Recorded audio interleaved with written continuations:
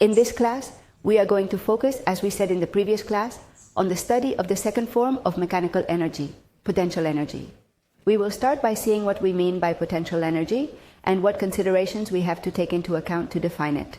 We will come to what is the expression for gravitational potential energy, for elastic potential energy, and again we will apply it in a simple example. A first big difference that we have to keep in mind when talking about potential energy is that just as the kinetic energy, as we have seen in the previous class, that always has the same algebraic expression, a half of the mass times the velocity squared of the body. The potential energy depends on the nature of the force that is acting to produce the work, which is going to be its algebraic expression. This will be clear at the end of this class. But let's see that if I am asked, what is the potential energy in such a case? I cannot always resort to the same algebraic expression to define it, but for each of the cases, depending on the nature of the force, I mean, depending on whether we are talking about gravitational forces or elastic forces or electric forces, I have to take into account what is the expression of that potential energy.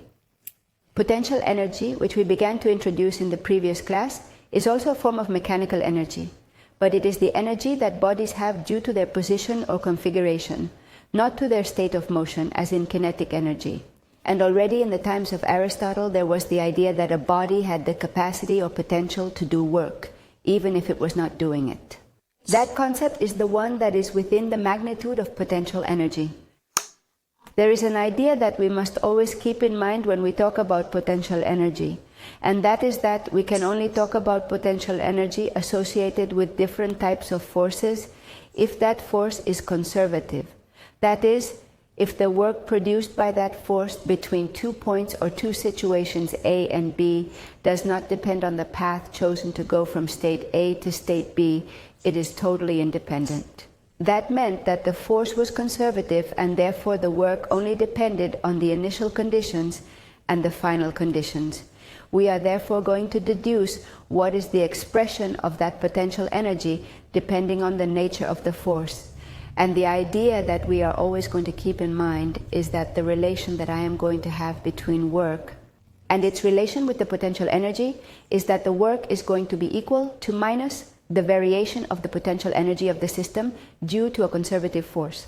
I'm always going to take that into account. So that work is going to be equal to the potential energy in the initial state minus the potential energy in the final state. We're going to figure out what that algebraic expression is depending on the particular case of force that we have. And what is obviously always going to be common to all the values or to all the expressions that we obtain is that their units in the international system are also going to be joules as units of energy and as units of work. To analyze the potential energy associated with the force weight, we will look at this very simple example. Jota throws a tennis ball upwards. And we know that at the moment he throws it, the force that is acting, and that will determine the evolution of that ball to reach a maximum position, and then gradually decrease in height will be the force weight that is acting throughout that trajectory.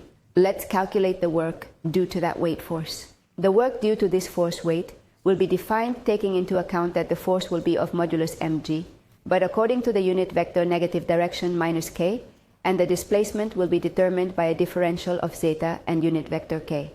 When I introduce it in the work expression, what I get is this, where mg are constants, they go out of my integral, and the result that I am left with is this. This is going to be equal to minus the variation of the potential energy. In the situation A, in the position A, what we have is that what is going to mark the heights, I am going to take as origin, a null value. That is to say, since Jota throws the ball, from his hand, I will begin to take the heights from that position. There, I begin to count positive heights upwards, then from 0 to a determined position, h in heights, then z of a null position, z of b, the height that is. Considering this representation here, what happens? Well, I will have that the value of z of b minus z of a, who will it be? The height reached, then minus mgh, will be equal to the initial potential energy minus the potential energy at that height h. If I solve then this potential energy at that height, I have this representation. That is, the potential energy at a height h is defined by the potential energy at a point that I will consider origin of potentials, the initial one, plus mgh. We have just obtained the relation that gives me the potential energy at a given height by setting the origin of potentials as we have determined in this case at the point from which I start counting the heights. That is going to be the origin of potential energy in this example, for the potential energy associated with the weight force. And this is going to be our natural way of calculating the potential energy associated with the weight force. We're going to keep this expression and then we're going to compare it to the next expression for the potential energy. Now what we are going to analyze is the elastic potential energy, that is, the potential energy that appears in springs, and that we have also already analyzed in the subject of dynamics. If I calculate the work associated with that elastic force, what I have to take into account is that I will also start from a position of equilibrium, from this position marked by the origin of this reference system. When Giotto was in one of his sessions to improve his pectorals, and he was producing some displacements in the x-axis, what he was doing was stretching these tensors. Then from a position of equilibrium marked by this point here, little by little what he is doing is producing a deformation in these rubber bands, increasing their length. We start from the same representation as before, and now in this case my force, what is its value? As the displacement is to the right, the elastic force that is acting is to the left and of value minus kx, where k, who was it? K was the elastic constant of the spring, which characterizes its nature. X characterizes the deformation of the spring, and the unit vector y tells me in which direction it is occurring. In this case, taking positive directions to the right, the direction of the elastic force will be negative. It will be minus unit vector y. The displacement is to the right, so it will be a differential of x, also along the horizontal axis, and unit vector y, in this case, positive. Substituting in the work expression, I get this relation, or this integral to solve, and what I get is this result evaluated in the initial position and in the final position, then this expression here. This expression here, as we said before, has to be equal to minus the variation of the potential energy. I obtain it here, just as we have done in the previous example. I'm going to choose an origin of deformations. In this case, I will consider the position where the spring was in equilibrium as the null position, the position at A, then here would correspond the x of A, then x of A equal to 0, and then the deformation that depends on the position it occupies given by the x-coordinate. Substituting in the above expression, what will I get? Well, that in the initial position I can call the deformation as 0, then I would be left that a half of k times the deformation squared will be equal to minus the variation of the potential energy. What do we get then? That the potential energy for a given deformation of the spring is given by a potential energy at the initial origin plus a half of the elastic constant of the spring times x squared. What have we obtained? Again, we have obtained what is going to be the representation of the elastic potential energy associated with an elastic force. Therefore, this is going to be the one that we adopt the elastic 1/2 of k times x squared when the origin of potentials is chosen, when the deformation is 0, in x equal to 0. We already have it. In this way, and following this methodology, we could obtain all the algebraic expressions for the potential energies we are interested in analyzing.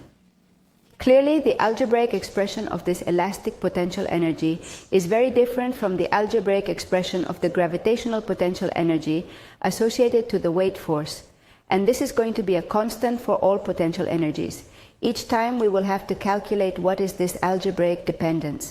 We are going to apply this calculation to the same example that we analyzed in the previous class. We reread the statement to remember what we want to do. Amanda is observing Giotto in one of the basketball training sessions. She notes in her notebook that the modulus of the initial velocity of the ball is 8.48 meters per second, reaching at the highest point of the trajectory the velocity of 5.44 meters per second. Amanda wants to check that the change in potential energy between the two positions coincides with the work done by the weight force on the 600-gram ball. The weight force is conservative, so I can apply the fact that the work between those two instants A and B will coincide with minus the variation of the potential energy. Let's check it. Just as we did in the previous class, and we repeat everything we did, we calculate the work exactly as we did then. We have all the values. This table allows me to know what are the values of the height that I need in this case to evaluate the work at the initial instant, since Giotto throws the ball 2 meters to the maximum height of 4.15 meters. and I get the work of minus 12.6 joules that we got in the previous class, the potential energy. How do we do it now? For the variation of the potential energy, as we have calculated it before, I need to know the difference of positions in height. Both of them, we have them, and we have calculated it already before even. The 2 and the 4.15 meters. We substitute the mass, we substitute the value of the acceleration of gravity, and I get that the variation of the potential energy is 12.6 joules. Again, what is happening? Again, we obtain that it is fulfilled, that the work evaluated between two positions that we take as reference A and B is equal to minus the variation of the potential energy. It's perfectly true. And we could do this for any kind of conservative force that we could think of. We just have to follow the same steps. Therefore, it is already clear how to calculate always the energy associated with conservative forces, its identity with the work. In the particular case that the potential energy is for a gravitational force, we know its expression. For the elastic potential, we know its expression. For any other gravitational force, we insist we would proceed by the same method. Its units of energy in joules. In the next class, we are going to join these two types of mechanical energy, kinetic and potential.